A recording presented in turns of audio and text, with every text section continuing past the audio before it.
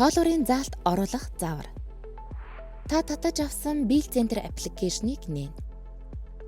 Нэвтрэх хэсэг дутсны дугаараа бичиж, нууц үгээ оруулж, нэвтрэх товч дээр дарна. Баруун доод болонд байрлах товч дээр дарж ороод, тоолуурын заалт оруулах хэсэгт дарна. Холбогдсон биелэр сонгох хэсэг дарж, биелрээ сонгоно. Тоолуур сонгох хэсэг дарж, тоолуураа сонгоход эхний заалт харагдана. Заалт оруулах хэсэгт дарж, тоолуурын заалтаа бичих ба зөрүү автоматар бөглөгдөнө. Камера нээж сонгосон тоолуурын заалтны зургаа дарж илгээх боломжтой. Илгээх товч дээр дарснаар тоолуурын заалт амжилттай илгээгдэнэ.